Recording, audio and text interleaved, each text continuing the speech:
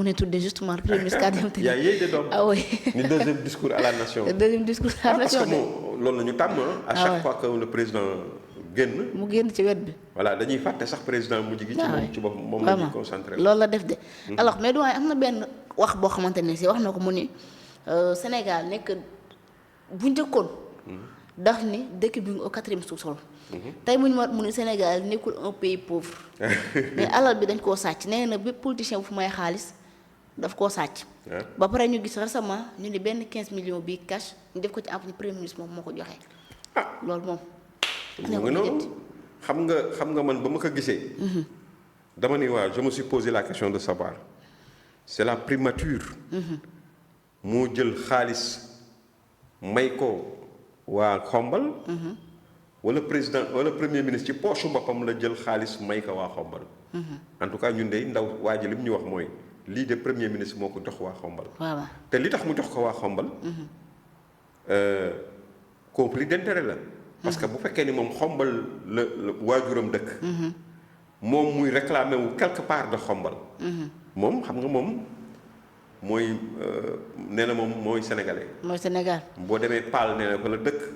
boo demee Xombal fa la dëkk boo demee Sébikotane fa la dëkk. boo demee Thiès fa la dëkk boo demee Ziguinchor fa la dëkk. finalement moom mooy Sénégal. loolu la wax. ñu nangul ko y a pas de problème parce que ñun li ñu bëgg mooy nekk Sénégal mu nekk Sénégal mais pas mu bañ a nekk ay ni lii la xeet bi laa bokk wala xeet bale laa bokk. n'est-ce pas. bu fekkee ni loolu la. nañu na préciser ndax parce que Jibi de li mu wax tonton Jibi nijaay ji. li mu wax nee na premier ministre moo leen ko jox. waaw loolu lañ moo ko jox waa Xombal. donc jàpp naa ni bépp dëkk bu nekk ci Sénégal. buy célébrer quoi que ce soit. war na mën a am pour ñëw taxaw ne ko. la nga defaloon waa Xombal defal ñu ko. parce que li mu yore. xaalisu Sénégal la bu fekkee nag poosu boppam la. mu leer ñu xam ni poosu boppam la moom moo yëkkati fukki million ak juróom. may ko waa Xombal moom mi nga xam ni nee na. ba mu nekkee premier ministre ba léegi. laalul salaire am daf ko jël def ko ci compte bloqué. ba toll na ci 83 millions day xaar mu mat 100 millions mu may ka ña nga xam ni nee nañu ñooy victime ya amoon ca événement yi nga xam ne ñoom moom moo ko sooke woon muy woote mortal combat ba mu woote woon en plus de 5 milliards yi ñu jël ci suñu koom te jaare ñu ko ci amul benn yoon fu ñu ko jaarale fu ko xam ni nit mën na ko nangu loolu nag liñ ci conclusion bi ñu ci mën a bu fekkee ni cas de figure boobu la donc li nga xam ne moom lañ koy accuser xam nga man de ñaan naa yàlla ñu accuser ma ni ma milliardaire la waaye moom de accuser nañ ko ni milliardaire la kon na nangu ni quelque part moom milliardaire la sénégalais yi xam milliardaire boobu moom naka la mën a nekkee milliardaire ak fan la jaar ba mën a nekk milliardaire loolu mu yore ci koom naka la koy expliquer parce que tamit fii cin bënnul faqul 2000 ay année 2000 nga nekk fonctionnaire donnuloo kenn xamewul say waajur alal kenn xamewul alal nga ni amuloo dara nga dem ba toog janow nit ñi ni yow mii même ay yenn saa yi da ngay am problème mu fin du mois nga fay sa courant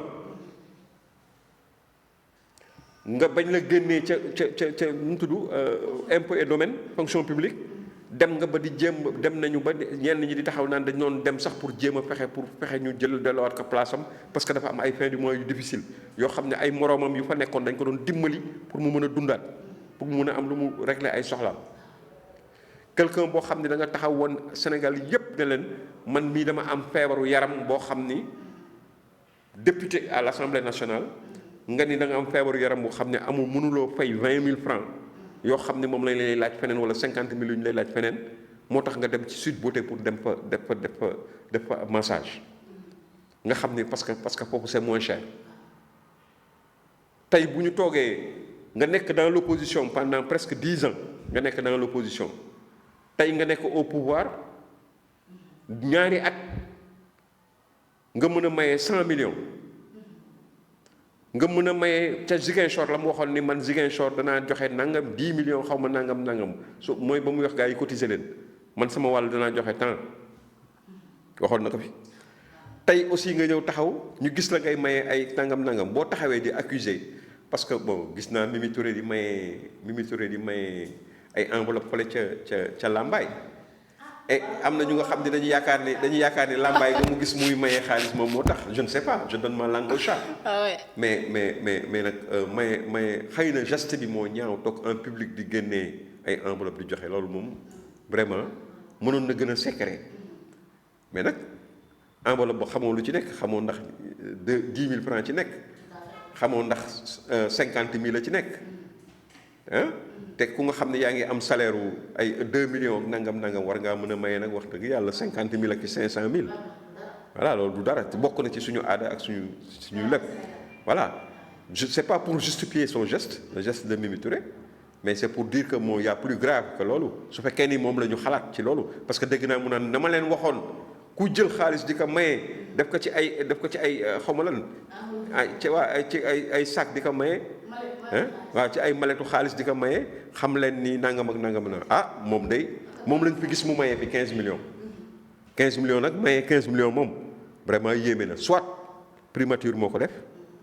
mu leeral ñu ni primature moo ko def soit moom moo ko def mu assumer ko ñu xam ni kii nga xam ne tey mi ngi dund maanaam njabootam a ngi ci extérieur am na ay doom yu nekk extérieur mu leen di fayal di leen def lu nekk n'est-ce pas moom ci boppam mi ngi dund ak ay njabootam ak sa famille élargie di dagg bu mu gàcce yi comme on dit donc su fekkee ni moom il se prive de son salaire avec quoi il le paye c'est la grande question et puis vraiment les journalistes aussi doivent lui poser la question. Monsieur le Premier ministre, comment vous parvenez à survivre? Vous qui avez bloqué votre salaire depuis le début jusqu'à présent, vous dites que vous avez 83 millions dans les banques que vous avez bloqués en attendant d'en avoir 100 pour les distribuer. Mais dites-nous comment vous vous débrouillez pour survivre. Voilà. Su dee ne dañ koy may xaalis c'est encore plus grave parce que un Premier ministre kenn du ko may xaalis. kuy am na mu ngi mel ne comme un Pape Alé Niang qui dit que ni directeur RTS dañ ma may ay oto loolu c'est pas acceptable waaw. voilà. transparence alors doyen leneen itam loo nga xamante bokk na ci discours du premier ministre justement leneen lu mu yëkkati ay kàddu wax ci li nga xamante ni si moo daal di nekk mbirum dette cachée wax na ci waaye aussi tamit waxaat na ci li nga xamante ni si mën nañ jàpp ci les arrestations arbitraires mu jàpp ni ñi nga xamante ni si ñoom dañuy wax la libération de diw ñu libéré ñu jàpp ne loolu mu ngi koy ñaaw te kenn wut ko fee def képp ku ñu jàpp na yoon def li nga xamante ni si moom moo nekk liggéeyam déjà sax il promet li nga xam ne moo nekk benn sortie dans les prochains jours pour wax ci li nga xam ne moo nekk les arrestations yeneen yi ñi nga xam te rapport daf leen épinglé sur ça mu ni poste premier ministre tënk ko kon ça veut dire que moom lu mu bëgg a wax da koy wax ci réew mi est-ce que ci kilifa même si bu fekkente ni si bu ko jàpp pour boppam ñun xam na ni c'est le premier ministre de tous les Sénégalais te qu'on lui doit tout le respect bi nga xam ne il le mérite est-ce que war na toog jaaxaloo Sénégal di wax ni poste premier ministre tënk ma lu ma bëgg lu ma gis dama koy wax. gis nga man dama jàpp ni le compte à rebours a sonné entre cette relation le compte ils ont beau essayer de noyer le poisson de divertir les Sénégalais d'amener des trucs de faire semblant mais li wóor te wér mooy les prochaines semaines les prochains mois n'augurent absolument rien de bon dans ce pays xam nga c'est-à-dire xam nga lu ñuy wax li sama gars yi di wooye la putréfaction des contradictions dañu dem ci niveau contradiction yoo xam ni fokk mu fés fokk mu ni ubbeet àddina si yëpp teg ci seen bët parce que mën nga di làq-làqal mën nga di négocier di nangam mais am na moment bu nga xam ne boo leen fa tollee day éclater comme ni ko gars yi di waxee sama mbokk bool day éclater tout le monde s'en rend compte day nekk loo xam ni daf naan day fés gis nga au lendemain le Rubicon a été franchi au lendemain du discours du président de la République ses déclarations à Passy et même je lis sa déclaration à Passy et li nga xam ne promettre na ko ni dana ko def les jours qui vont venir dama ko lié ak demu Toubaam bi dem seeti le khalife général des Mourides tout ça pour dire après que oui j'ai consulté ñi ma war a waxal nangam j'ai insisté sur ça et tel tu as vu la posture aussi des partisans de Diomaye qui ont aussi franchi le Rubicon, la ligne rouge, en indexant Ousmane Sonko directement pour la première fois, à part les bougards, des individus quoi, de manière un peu isolée, qui ont pris certaines fois leurs responsabilités en mettant le droit dans la plaie. Mais tu as vu des gens s'organiser au niveau du village de Ndiaganiao, d'où est originaire le président de la République, d'organiser des taxawal seen ay cellules, d'invectiver le premier ministre, du tontu, du faillou, parce que gars yi chaque jour il y a une dame là, je pense qu'elle est en France, benn dame bu xees nii boo gisee, xale bu rafet sax, macha allah, buy génn di voilà et puis très bu xaw a différente ak niveau yenn waa pastefiens yi, parce que voilà. Da nga koy dégg c'est genre idéologue la dëgg-dëgg buy communiquer pour Sonko jàpp ma turam voilà c'est une fille quoi, à peu près une jeune dame nga xam ni bon elle na du may dara Diomaye le président de la République, elle attaque le président de la République sur toute la ligne, elle montre que diggante bi bon naxante bi nga am nangam dara amu ci, li am mooy c'est un conflit ouvert, que le président Diomaye est pire que le président Macky Sall, que ce qu'il prépare pour que Ousmane Sonko dara baaxu ci, etc. moom ñoom Guigui ñooyam ak ñoom ak nattan xaw ma nu mu tuddati ñooñu c'est la même chose. Mais bi yoon Tounkara sax il s'est démarqué comme non Tounkara c'est un maître chanteur. Moi je l'ai toujours lu mu mën a wax man sàkkuma gis nga ku mel ni Tounkara ku mel ni Mollah Morgun lépp lu ñu mën a wax ci àddina man je me suis fait une religion sur eux depuis leur début, parce que xam naa ni li leen tax a jóg mooy séddu mooy seen wàll ci seen nar ci tong-tong bi. Il faut que ñu jot seen nar ci tong-tong bi, tant que jotuñu seen nar ci tong-tong bi mën nañu négocier di am yaakaar, mais bu ñu demee ba xaddi ba yaakaar bi yàkkeet dañuy ils mettent le pied dans le plat. C'est ce qui est arrivé avec Mollah, ce qui arrive à Mollah des fois les gens le calment en lui donnant des aspirines, hein, en termes d'espèces trébuchantes et sonnantes, certainement, les gens de la périphérie, ay nitam yoo xam ñi ngi nekk ci booru pouvoir bi, des fois mu disjoncté parce que moom demi-dof la, mais keneen ki moom saay-saay la moom boo xam ni aujourd'hui su ko gars yi joxul li mu bëgg jëkkoon na di viser consul aux États-Unis mujj gi mu taxaw di wax naan la mu investir la mu nangam ñooñu vraiment jaruñu sax discuter, mais dama la bëgg wax ne la waa kër Diomaye tey ni ñu jéego bi ñu teg mooy defante taxaw pour defante wane ko surtout sans nëbb sans laq-laq nee nañu président Diomaye kenn falu la yàlla moo la fal. Les gens de Sonko disent le contraire, que ni Sonko moo fal Diomaye. Sonko lui-même il dit que moo fal Diomaye. Ils disent que ni président Diomaye nekkul ci kaso bi di yooxu ak di jooy naan kaay leen génne ma kaay leen nangam ak nangam. Il a été stoïque muñ na pendant 11 mois te kenn déggu ko. Kan moo fi nekkoon di wax naan dafa feebar ak dafa nangam ak nangam, c'était Sonko. Aujourd'hui moo tax ñoom seen moo tax ma ne la gis nga seen li nga xam ne fa lañ jëm ku ko nangu moo am ku ko nanguwul l'histoire est devant nous, incha allah danañu atte. C'est inévitable. lenn rek moo ma ci ñooñu ci naqadi te ñun duñ ko nangu, c'est des problèmes politiques ñu bëgg ko indi une crise politique interne que ñu bëgg ko indi di ko transplanter ba mu nekk une crise institutionnelle dans notre pays. Parce que xam nga lii li muy indi mooy moo tax ma jàpp ni c'est une politique de sabotage, parce que ku nekk tu dois assumer tes responsabilités, tout comme le président de la République, tout comme le Premier ministre. Mais il ne doit pas se renvoyer la balle ku nekk di xaar sa morom jël initiative de rupture bi. Tu as l'impression que bon celui qu'il y a un serpent à deux têtes, une personne bu am ñaari bopp daanaka kii premier ministre la dafa taxaw taxawaayu président de la République, kii président de la République la moom la ñu fal mu taxaw taxawaayu président de la République, kii lu ko neex def kii lu ko neex def te loolu du nguur du réew.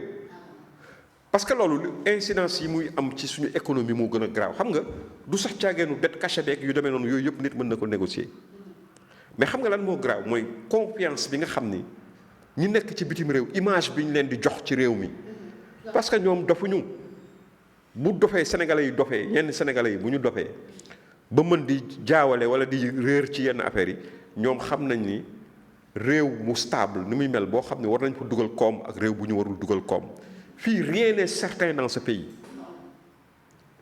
Dans ce pays, tout peut basculer à tout moment. maa la ko wax dans ce pays à ce rythme avec ces divergences à gauche à droite ces problèmes de personnes ces problèmes de pouvoir hein tout peut basculer à tout moment. ñu def la formation d'un nouveau gouvernement peut-être pour même bu nekkatul même buñ ko génne ci gouvernement bi ñu changer son poste de premier ministre am faneen fu ñu ko yóbbu justement pour dëkk bi mën a dox. mais xam nga fi mu nekk nii xam nga yooyu yëpp c'est des compromissions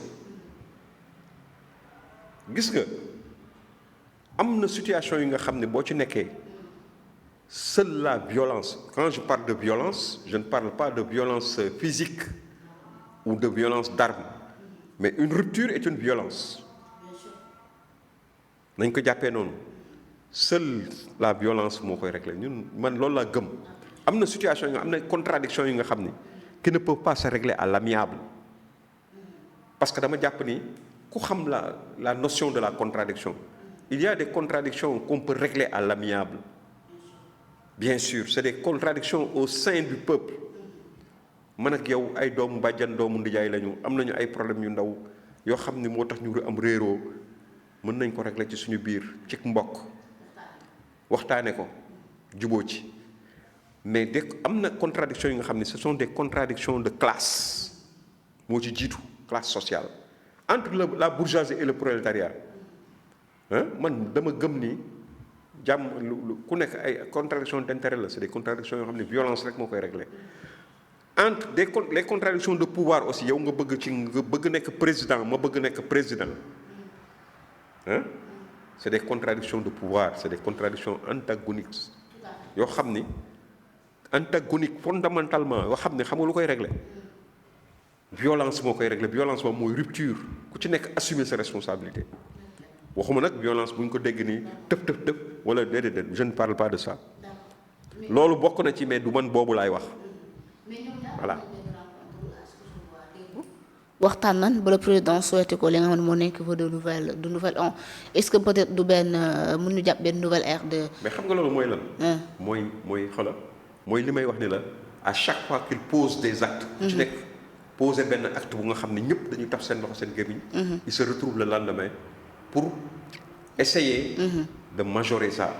ok de régler ça à. pour brouiller les pistes voilà pour brouiller les pistes. xam nga c'est ça qui n'est pas acceptable et c'est ça qui n'inspire pas confiance. C'est ça qui ne joue comment ça s'appelle encore du ma koy waxee du loolu mooy mën a tax. ñi xam ne ñooy liggéey ak ñun ci bitim réew faire revenir la confiance à leur niveau. non parce que ñoom jàngat bi ñu ci am ñoom xam nañu àddina. xam nañu politique xam nañu nu mu demee. tout à fait. Un pays où le Premier ministre a cette possibilité de défier ouvertement le président de la République, mais c'est pas un pays boo xam ni. des na ko wóolu. non. En termes de confiance nga xam ni fii dëkk bu stable la dëkk bu am stabilité la. Fondamentalement, ce pays n'est pas stable. Vraiment. Parce que au sommet de l'État, il y a une dualité entre le Premier ministre et le président de la République. Tout à fait. moo tax c'est moins grave à notre niveau nous en tant que Sénégalais c'est moins grave à notre niveau. Tout à fait. Une perception bi ñu ci am mais au niveau international au niveau de nos PTF de nos partenaires techniques et financiers lecture ba ñu cay am. au niveau multilatéral et bilatéral lecture bi ci nit ñi di am. Tout à fait. mais c'est malheureux. Tout à fait. mais du lu baax ci réew mi. loolu aussi bokk na ci déclaration mooy encore seetlu à chaque fois que le président de la République wax dara le premier ministre dit le contraire suñu note yi day wàcc. lii lépp indi la. lépp ay discours moo ñu koy yóbbee. vraiment. déjà bu dette bi moo posé affaire bi ñu aggravation yi les circonstances aggravantes découlent des interventions contradictoires yi am entre ñoom ñaar malheureusement. si moom moo nekk le dernier point parce que bu ñu ci bañ a wax justement mu nekk loo nga xamante ni si ñoom bu ñu fi nekk dañ ko doon kaas bañ ko loolu mu nekk mbirum népotisme et là ñu gis taxawaay bi nga xamante ni